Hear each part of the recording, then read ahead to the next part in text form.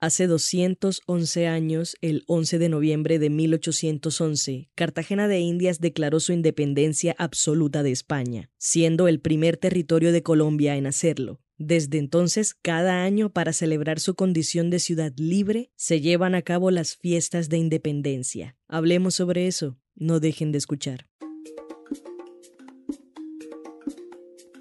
Como cartagenera, tengo bellos recuerdos de estas fechas. Las peleas de bolsitas con agua entre amigos en el barrio, la música que se desempolva cada 1 de noviembre, la ida a ver el bando que va desde Crespo hasta el centro histórico, las comparsas en las plazas. Pero además de eso, las fiestas de independencia de Cartagena, hasta donde tengo memoria, siempre han requerido que uno también esté preparado para ciertos escenarios típicos de carnaval. Que te echen espuma, que alguien tire un buscapiés cerca tuyo, que te embarren la cara con maicena o que un grupo de muchachos cubiertos de pies a cabeza con pintura negra te pida plata a cambio de no ensuciarte. Pero todo en buen plan.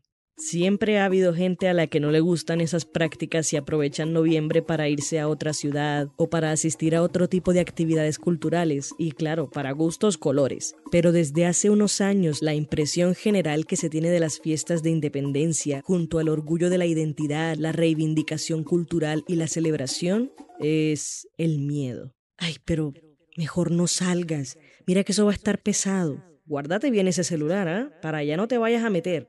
Y más te vale que no te quedes por ahí molestando después de que acabe el bando.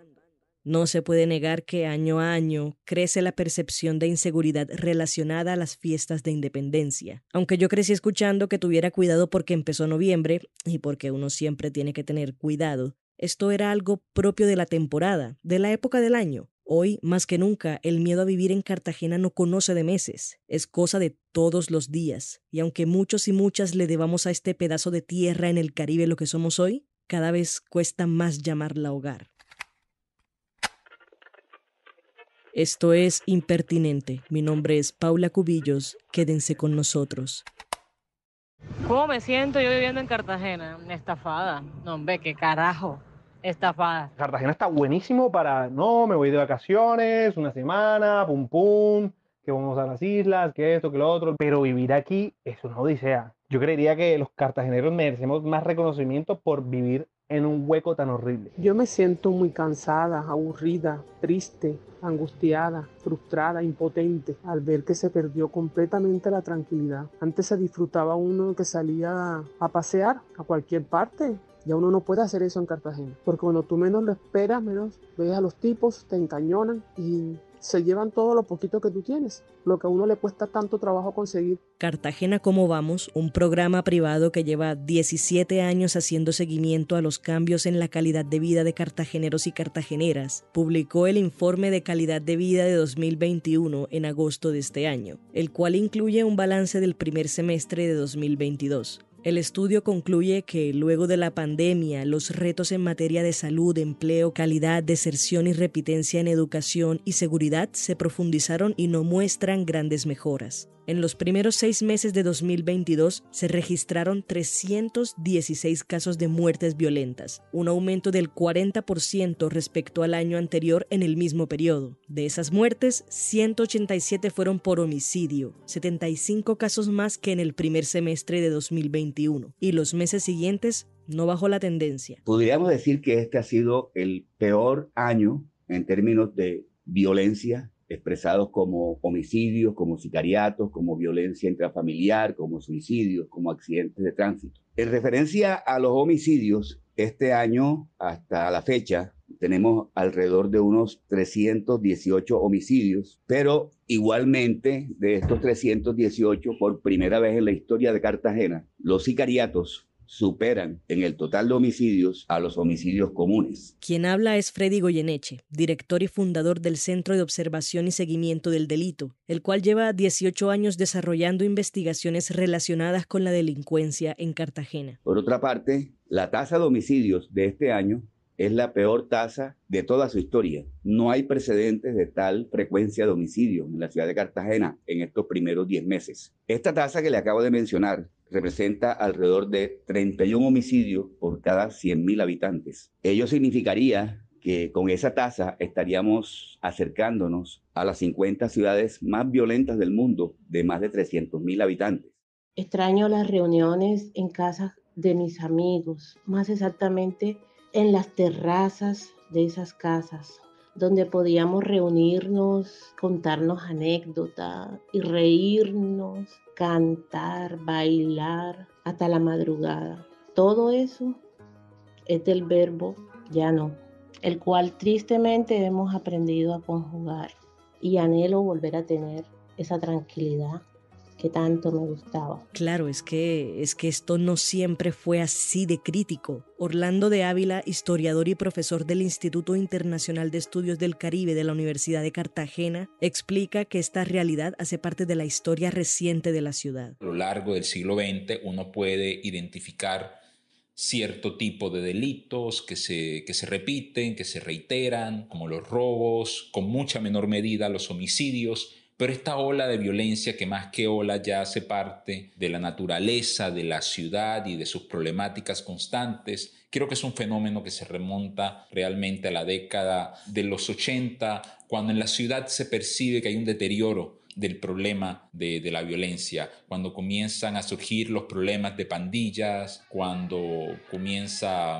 a evidenciarse el problema del tráfico de drogas. Entonces no es un fenómeno actual, ha habido sin duda alguna un deterioro en los últimos años, pero también han habido años en los cuales hemos tenido tasas de homicidio inusualmente altas como la que estamos padeciendo en la actualidad en la ciudad. Pero si nos remontamos a los años 90, estamos hablando de los años de la limpieza social, de este fenómeno de los encapuchados, que fue una práctica de limpieza social en los barrios más humildes de la ciudad, que cobró la vida de decenas de jóvenes. Y esto se corresponde, ¿verdad?, con episodios de violencia que han hecho parte de la historia reciente de la ciudad. La percepción de inseguridad en estos momentos es altísima. No hay gobernabilidad, no hemos avanzado como ciudad. En estos momentos, Cartagena es un caos. No se puede caminar tranquilamente en un centro comercial, ni siquiera en el centro histórico de la ciudad. Esto, la verdad, es una pesadilla. Es una historia de terror. Hablamos de un fenómeno que, en palabras de Orlando de Ávila, obedece a problemas históricos que se han padecido en la ciudad desde al menos los últimos 30 años. Para poder perpetuarse, la violencia necesita que ciertos factores también se mantengan a lo largo del tiempo, y en Cartagena hay mucha tela por cortar. El problema de la calidad de vida obedece a un sinnúmero de factores. No podemos identificar una sola causa de la cual se deriven todos los problemas asociados a la calidad de vida. Pero sabemos bien que Cartagena es una ciudad tremendamente desigual, que hace parte precisamente de sus características más prominentes. Es una ciudad que tiene un lugar importante en distintos sectores económicos como el turismo y la industria a nivel nacional. Es quizás una de las ciudades colombianas más conocidas en el extranjero, pero es al mismo tiempo una de las capitales departamentales más desiguales. De las ciudades capitales de Colombia, Cartagena sigue teniendo el mayor nivel de pobreza monetaria con 40,4% y el nivel de informalidad laboral más alto con un 60,6%, según datos del último informe de calidad de vida de Cartagena, ¿Cómo vamos? ¿Qué hacer frente a la desigualdad? Es una pregunta bastante complicada, porque la desigualdad tiene su origen en la estructura económica que existe en la ciudad, una estructura económica donde prima la informalidad. La mayoría de las personas que trabajan en la ciudad trabajan precisamente en la informalidad o trabajan de manera subempleada. El fenómeno del mototaxismo, por ejemplo, es una expresión precisamente de ese tipo de prácticas informales. Entonces no estamos hablando de un problema que sea fácil de resolver. Para resolver el problema de la desigualdad tendríamos que transformar la estructura económica de la ciudad o tendríamos que crear políticas que ayuden a cerrar la brecha social. Y gobierno tras gobierno, todos los alcaldes que llegan se proponen precisamente medidas en ese sentido, pero la falta de continuidad en estas políticas ha llevado a que éstas tengan efectos estrictamente temporales y que a largo plazo no podamos evidenciar una reducción significativa en la desigualdad. El 11 de noviembre de 1811, Cartagena se declaró independiente de España, pero no es una ciudad libre. Por lo menos hoy, 200 años después, Cartagena no se ha podido independizar de la ingobernabilidad, de la corrupción, de la pobreza, de la falta de educación de calidad, del descontento colectivo. Entonces, ¿será que sí tenemos algo que celebrar? Desde el centro de observación, desde el COSET, pero igualmente en mi condición de ciudadano y de docente universitario, me parece que la ciudad realmente no está preparada para estas festividades, comenzando porque no hay cámaras que permitan garantizar un mínimo de seguridad por la observancia generalizada de la ciudad, de tal forma que cualquier situación que se presente no puede ser observada ni monitoreada por las cámaras, dando pues naturalmente un mayor margen de inseguridad para los cartageneros. En este punto, la discusión sobre si se debería celebrar o no las fiestas de independencia permanece dividida. Por un lado, hay quienes sostienen que esta medida solo es un paño de agua tibia que no ataca el problema estructural de inseguridad.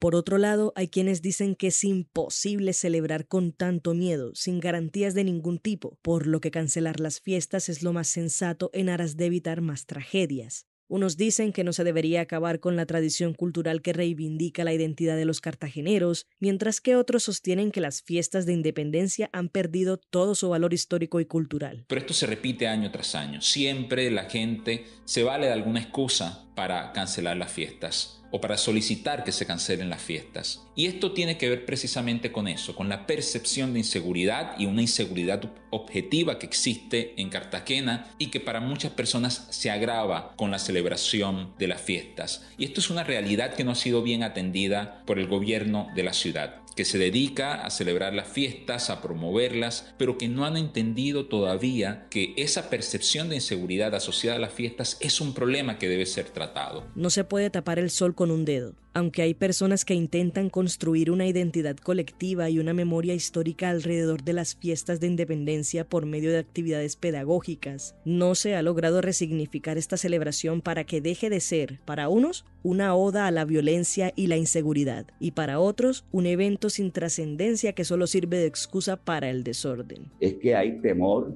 hay estrés colectivo, hay un estado psicológico de mucho temor. Por ello, insisto en decir, es una oportunidad en medio de la tragedia para desarrollar actividades de carácter pedagógico orientados al fortalecimiento de la cartagenidad y al fortalecimiento de la solidaridad entre los cartageneros. Entonces, ¿qué hacemos con Cartagena?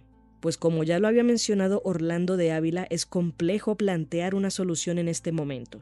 La inseguridad y la violencia están conectadas a otros problemas estructurales que afectan a la ciudad desde hace años, así que es difícil definir por dónde comenzar. De todos modos, en aras de lograr que este episodio contribuya a algo más grande, la invitación es a organizarse. De nada nos sirve estar en nuestras islas discutiendo quién tiene la razón, quién está haciendo más que quién o cuál solución es la mejor. Porque reconstruir Cartagena es un trabajo colectivo que debe impactar en todas las esferas. Y aunque es un camino difícil, no se puede seguir esperando al momento perfecto para dar el primer paso. Por último, no quiero irme sin resaltar que hay muchos cartageneros y cartageneras que, aún en su sinsabor y angustia, mantienen la esperanza de volver a ver a la ciudad que los vio nacer o que los recibió como un hogar donde puedan seguir viviendo. Y sí, sigue habiendo mucha tela por cortar. Podemos dedicar una temporada entera a analizar las problemáticas en Cartagena, pero este es apenas un grano de arena más. Hay que seguir generando discusión.